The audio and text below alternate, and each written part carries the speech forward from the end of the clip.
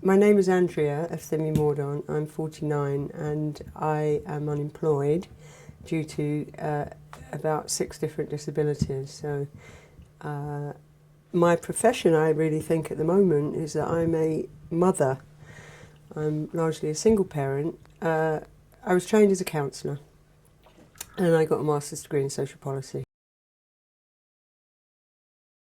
I feel that we just can't keep silhouetting ourselves when we're talking about personal drug use. I realise that, especially now that I'm a mother, I think putting oneself on the line a little bit is a slight issue potentially. But I think in the end, I do not believe on any level that I'm a wicked person. I mean, I really don't. I think what happened to me is sad and a tragedy. It's happening to millions of young people all over the world. And I just don't feel it's very healthy for us to keep silhouetting and hiding when actually we're just human beings exploring and doing what all human beings do. And drugs is just a part of all of that.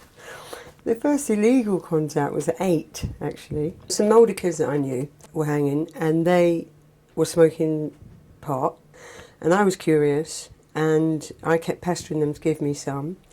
They really didn't want to, so I was A, so young, and B, I had very bad asthma and everybody knew I had bad asthma. So what happened in the end was that I just wouldn't let go of it, and so they just ended up giving me this burning roach. And I burnt my lip, as far as I recall. That's about all that happened. I remember breaking into my parents', and I didn't have to break in, by the way. I don't believe that there was a lock on my mother's and father's alcohol cabinet. And essentially what had happened is I was just bunking off school, broke into the cabinet, got totally buggered, actually, on alcohol, and fell asleep in my mum's bed, wet the bed, got dragged out of the bed and beaten up. That was legal, obviously. I was probably about 11 at the time. Of more significance, I think, is around 11 and a half, 12, when I started smoking weed regularly and actually by the age of 12 taking LSD 25 quite regularly, which obviously is a bit young. I loved it because it was, it's an extraordinary thing, particularly the psychedelics. A girlfriend, who was my first friend to die, would take amphetamines and benzodiazepines from her mum's bathroom cabinet and bring them to school. In fact, she got expelled for that in the end, and bring them to younger kids. Mostly, I was just totally curious. I think if there had been it's really hard, that question, because people always ask it, and knowing the truth is just... I can say they were there. I can say that there's so much noise and emotion and talk about them that obviously makes them more interesting. I don't think that at that age the illegality came into it for me. I think later I might have thought, oh yeah, this is good because it's illegal, so I can be naughty. But certainly in the very early days, I was just like, let's take drugs because they're here and they're interesting. And basically, I just think that in the end, it came down to I've always wanted a lot of stimulation of some kind because I'm a bit hyper, No.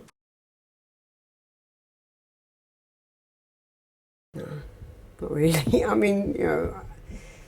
No. I'm sure, there were moments of kind of, come on, let's do it kind of thing. But no, I didn't really need much coercion, let me put it that way.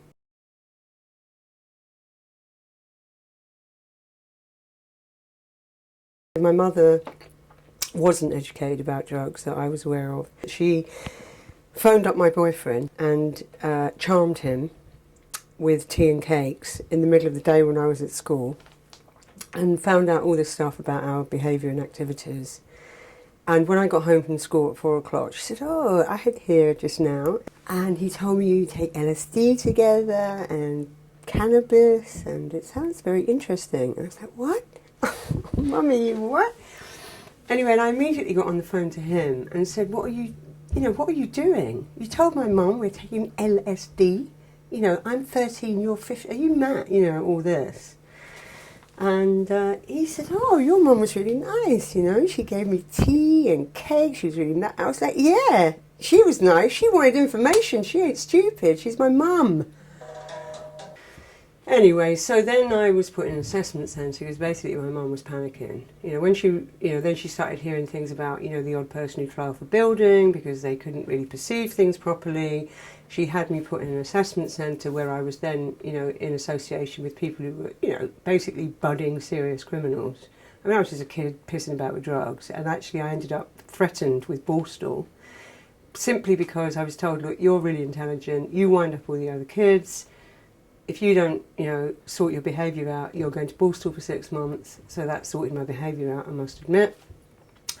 I came out of that assessment centre and I was a reformed character in quotation marks for about 6 months. And then, you know, it was time to study for O-levels and buckle down. Actually, the truth is, now I know that I had started to have breakdowns by this stage. And I definitely went into one of my exams in complete breakdown mode. Do you think taking illegal drugs was causing you to have the breakdown? No, I think what was causing me to have the breakdowns is that I was very unwell physically and constantly threatened with asthma killing me, basically. And I lived in a very crazy environment. I want to make it very clear that I really believe that my mum, particularly, and my dad, I mean, they're both dead, so it's kind of irrelevant, but for my family's sake, I really think they did the absolute best they could. There's no question about it. But, you know, with one full-time parent and 8 children, all as willful as this woman, the mother, it was going to be bedlam with a father who was gambling all the time, right? You know, he had that problem. She was trying to hold his family together. And there were some very, very serious moments. So basically, I probably lived in terror. I can't really remember it because, of course, I started taking drugs again. So, you know, and I was kind of busy learning how to menstruate and be a woman, or trying to learn, but really I was more interested in drugs because that made it all a bit easier. I got 7 O-levels eventually, by the age of 17. No, by then I discovered opiates. And, okay, so this girl that had been expelled from school for bringing in her mum's bathroom cabinet moved into a local apartment with her new husband. And she was also PA-ing a, you know, famous rock star. And, you know, she was gorgeous. I mean, you know, that people used to say the way they used to know how men were gay was if they didn't look twice at her. I mean, I loved her and she loved me, but there was some weird dynamic going on there. And, you know, maybe a part of it that I never admitted to myself ever was that she had drugs and I wanted them, you know. And she had easy access because she was so lovely and all the rest of it. So, anyway, in that new apartment locally, I was introduced to heroin one day. How old were you? 17 3/4 or something, you know. And, you know, somebody, basically a young man, gave me a shot of dope and, you know, I loved it. What can I say? I was dancing to Top of the Pops. I was happy. I no longer cared whether I was fat or lacking in intelligence, and all the things that I told myself about myself, and all the negative things I told myself. I didn't care if I was pretty anymore, or I just didn't care, and it was nice to have a few hours freedom from this intense kind of bullshit in my head, really. I knew straight away, well, this is how I say it, that I was an addict, whatever that means. Because it was such a profound kind of nirvanic experience, you know, it's like I knew. And because also my response to vomiting, which most of us do on our first shots of dope, yeah, heroin, it wasn't to think, oh, I'm not going to do this again because it made me vomit. It was, who cares, you know. I mean, I just was so freed emotionally for a few hours. I wanted more, and it's as simple as that. I was in this environment and there was morphine, heroin flowing freely. It was a bloody dangerous environment, I might add, and I don't mean the heroin and the morphine, I mean the people who were selling it. Both the men that I was very, you know, involved with getting it from were, I mean, you know, they were very violent men. One of them virtually killed his girlfriend. I mean, it was terrible. It was terrible. And I don't know whether that was, you know, par for the course. I think these days it is par for the course, but back then it was, you know, the end of the hippie era. We're talking late 70s, early 80s, and the punk era and all of that. So, you know, I just remember going to one of the dealers' houses and his girlfriend was sat there completely buggered on barbiturates, babysitting, and he started screaming at her. I mean, you know, the fact that this man had the audacity to shout at this woman because she was stoned on barbiturates, looking after a child when he was doing what he was doing, frankly, you know, it didn't bear thinking about. Anyway, she committed suicide 2 or 3 weeks later, and his counterpart dealer was known as the Mad Hatchet Man because he'd literally run down the street with hatchets after people who owed him money. And the guy that I was involved with, in fact, sexually involved with, who gave me my first shot, was, you know, the son of 2 addicts, and, you know, it was a rough scene.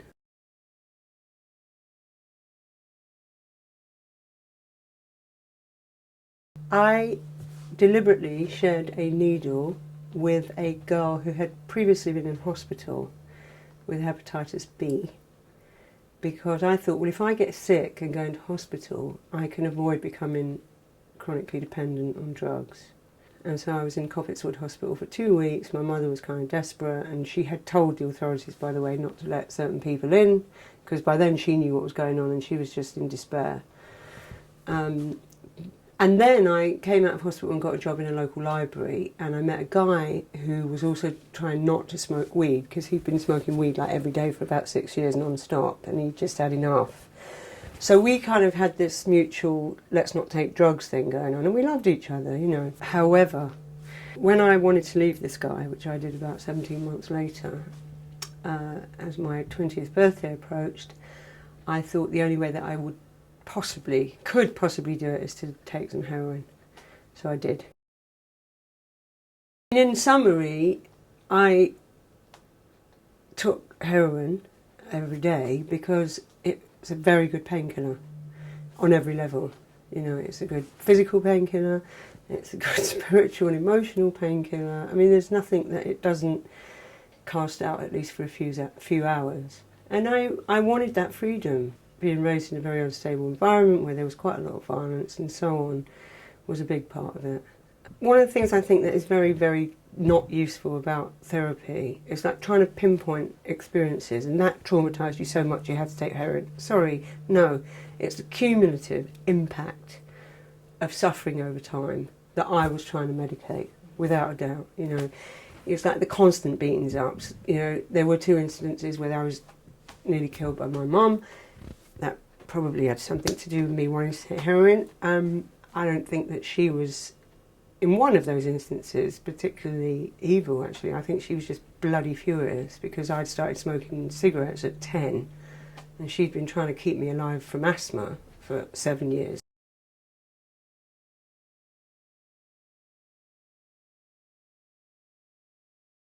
I thought those posters were really attractive, those young skinny boys. I thought, yeah, I wouldn't mind being skinny, and, you know, I didn't really care about the sports, you know.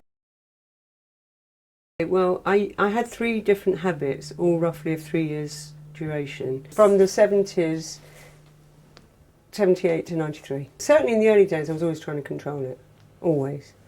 So I could probably get away with 20 quid a day, quite easily. You know, how did I get the money? Sold sex. There were some very dodgy moments there. And my mother's value system was such that, you know, it was actually okay for me to harm myself, but it wasn't okay for me to start implicating other people by selling them narcotics. Mostly what I had was a huge relief and great moments of freedom from suffering, internal, like emotional, psychological suffering. You know, the suffering that in my head still to this day tells me, you know, I'm fat, I'm ugly, I'm not intelligent enough, I'm uncool. I mean, you know, my behaviour's off the wall, I'm not a good mother. I mean, and it just goes on and on and on and on and on, and it's horrible. Heroin is very good at putting those concerns and anxieties to rest a little bit, so you get a bit of time off. You know, so I think that, you know, in retrospect, I was appropriately, actually, I don't really care what the state believes about this. Medicating some very, very harsh realities in my head. No? Did it never occur to you that you're just delaying these, you know, they're going to come back? No, not as a teenager. Why? How would I know at 18 that they would all come back? I wouldn't know a thing at 18, would I? Would I? Well, you'd know every time you came down. Oh, I see. The same things. Yeah, but I mean, coming down was just a precursor to getting more heroin, wasn't it? It's like, oh, I feel bad, let's get more drugs. I mean, until, you know, I started getting raped occasionally and beaten and things like that. I mean, then I started to think, hold on a minute, this isn't quite right, surely. This cannot be normal. I'm 50 next year and I am a mum and, you know, a lot of things have changed for me. But I think what's much more worrying for me is that that part of me is still in great abundance in me. And that's much more worrying, is that, you know, but what I don't do now is go and put myself at great risk of, you know, violence, rape, arrest and so on. You know, so something has shifted. And I think, you know, partly I got that from going to rehab. When I first went to rehab, it was the early 80s, I think. And frankly, I just learned a few things about myself, you know.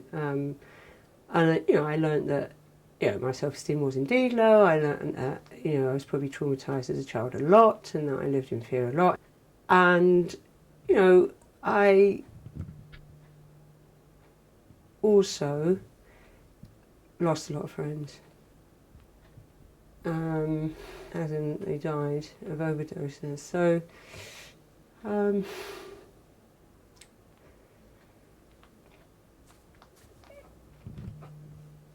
it was probably about the best wake-up call you can get, I suppose.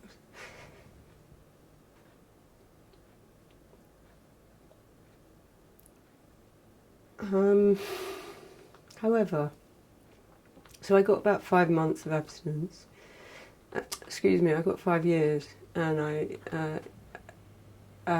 had done methadone, by the way, but I didn't like it, so it was a bit pointless. I was one of those people who put it in the fridge and sold it to get heroin, etc. on a rainy day. So I got 5 years off drugs, and then I lapsed. Following, I mean, this is such a classic story, and I think it's an important one for your film. I started working in the drugs field, and in fact, in my case, I worked in an aid service organisation. And really, the job was called drugs counselling officer, but actually what I was a funeral director. I mean, whatever they're called, an undertaker, you know. So I did 3 years of that, listening and caring for this group of people who were all going to die. And there were some children there in that group as well. And, you know, we buried a lot of people, we cremated a lot of people then. And I started shooting dope again because it was just fucking agony, basically. And then I really went for it, quantity-wise, hell for leather for a while. This was not the poor working class kid without any money on income support anymore. I had just had, you know, 3 years of earning 15k or more. You know, I was a sort of vaguely socially respectable person. I'd done loads of social activism. You know, basically I had a bank account, frankly. I mean, it was as simple as that. But, you know, I also had people who cared about me and knew me and loved me. So, you know, they weren't just going to accept that this good person was going to kill herself. The problem was that, you know, I was still lying to these guys that, you know, I was taking my methadone. Now I was actually taking the methadone and using heroin on top. So not only was I taking, you know, at least 50 mils or 60 mils, I was also using half a gram of heroin on top, which most of the doctors didn't know. So I guess I am ultimately quite a good liar, we have to be. And in fact, what happened in the end was a lot of people put pressure on my partner. He was a great AIDS activist. He had the virus and he was placed, I think, in history to do a very important job, to start talking about the human right to use drugs. His name was John Mordaunt, and I'm very proud that I had anything to do with him. He was advised by a friend of mine in NA, Narcotics Anonymous, our self-help group for those who do not want to use anymore, to dump me, because otherwise I was just going to kill myself. And he did. Because by then I kind of had an understanding and insight into who I was and how I behaved, and that I didn't want to experience pain and etc. etc. It was a different kind of using. You know, it was much more stable in many ways, and I actually eventually went and got a private doctor to prescribe first injectable methadone and then oral methadone. By the time I got into detox again, I was in trouble. I mean, because I had a much higher level of opiates in my... And then I really began to know what a heroin detox was about, because, I mean, I was sick as a pig. But there were 2 or 3 people at that point, and one of them was a shrink. I will just always remember him, leaning, arching over me, this huge bear of a man, and saying, "Look, Andria, you know, your life will not get better while you're doing this."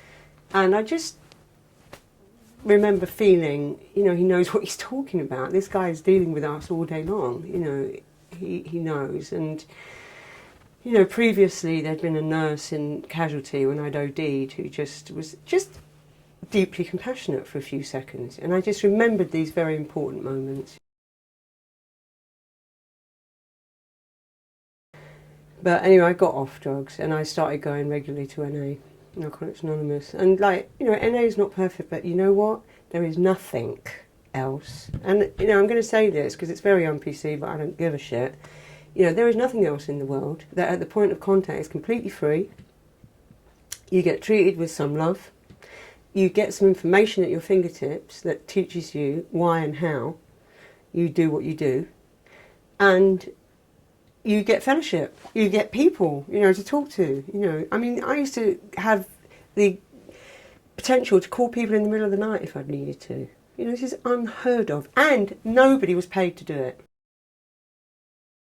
So that was 16 years ago now, and you know, I've struggled a bit since then. There's no two ways. Right now, I'm struggling a bit because about 5 years ago, I guess, somewhere in the last decade anyway, I was finally told that I did indeed have a serious problem with my lower back. Because I was like, oh no, you're just a junkie, imagining things, wanting drugs, you know, it must be just fucking, you're imagining it.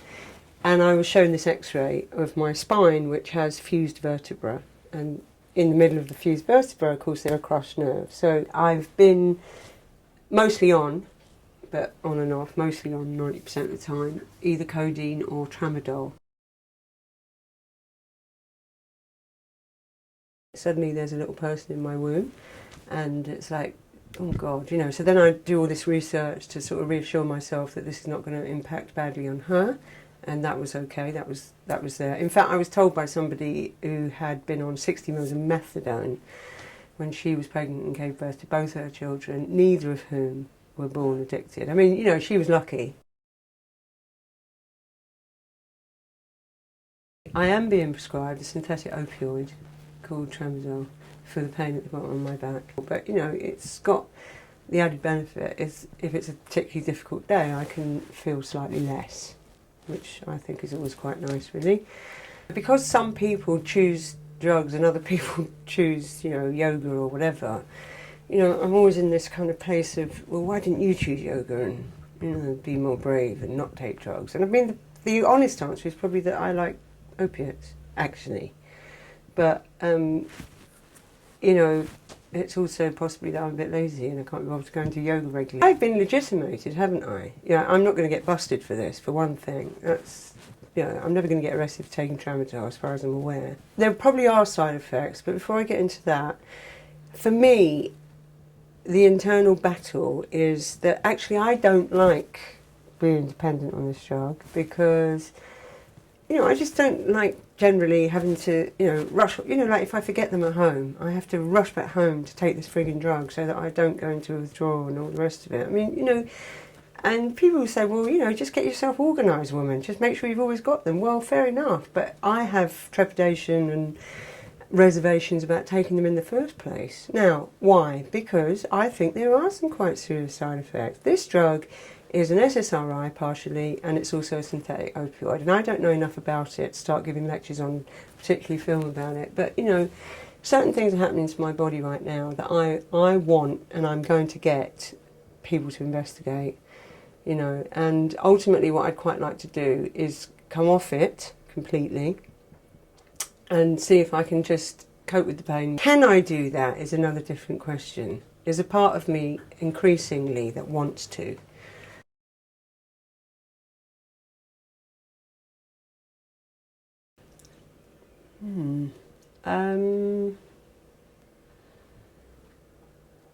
I would earn money more.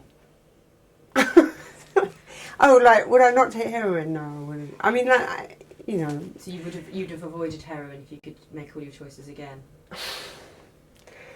Do you mean like if I could live it with the knowledge I've got now? Yeah. Oh, God. I don't think I would have avoided heroin. Why not? Because I liked it, and it sort of liked me for a while.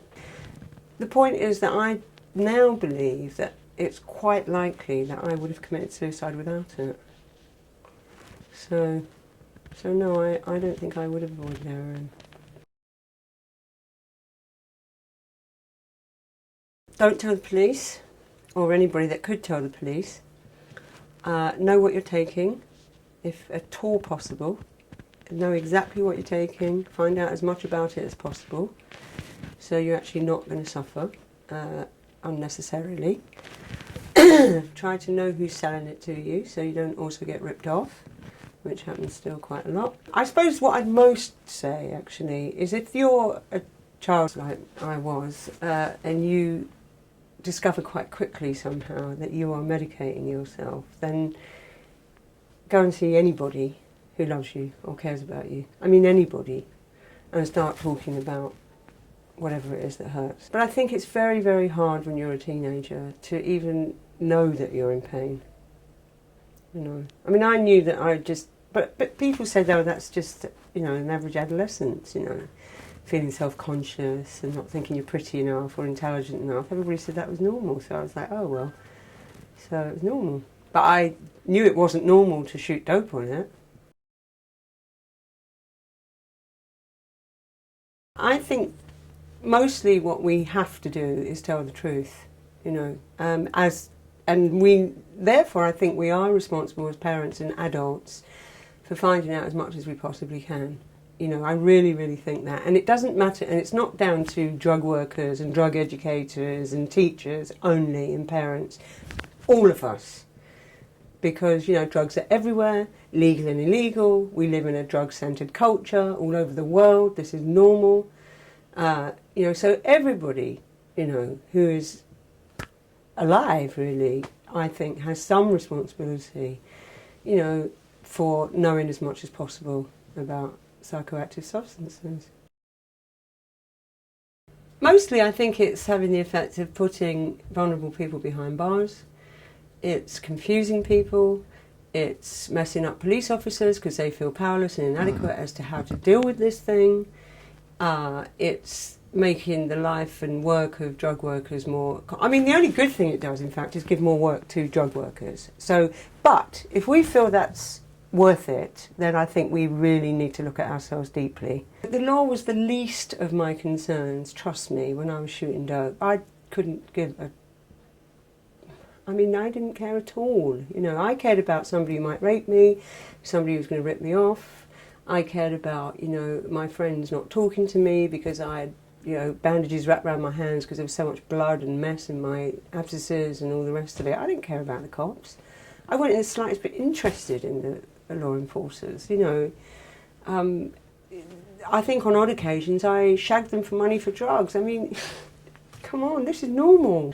It exploits coca-coleras and opium producers. It creates the most systemic corruption. I mean, these are all things that most of us know now. It's like popular anti-prohibition thinking. And I think we've won the argument theoretically. You know, what we haven't done is really tell the world how it could be instead of how it is.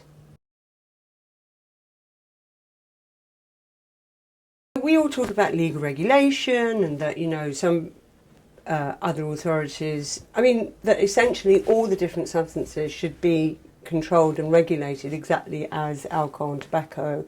But it isn't quite that simple, is it? In terms of I mean, certainly where we are now, you know, the first thing that we need to do is definitely, in terms of this chemically dependent community, is increase the amount of morphine and heroin that's made available, and, you know, where appropriate, supervise the consumption of it, so that people actually feel, the way I see it anyway, is that they feel a bit cared about. However, the one thing I would say, and I think this is where I get in a little bit of trouble with my user involvement peers, or whatever they're called, is that I do think, you know, if you're an alcoholic and you have to pay for your bottle of whiskey, then, you know, it's only right that if you've got a legal supply of heroin or morphine, I mean, this is all, you know, not happened yet, but let's say in 10 years it might be the case, then you should have to pay a little bit for that. You know, I don't think, you know, but what's happened is there's an empire of professionals that is now built around so-called chemical dependency, so therefore, you know, a lot of people are getting whatever they're getting for free, which is not a bad thing, because most of them don't have any money, but, you know, some of them do. So if a whiskey drinker has to pay, why shouldn't an opiate user? I mean, it's not fair.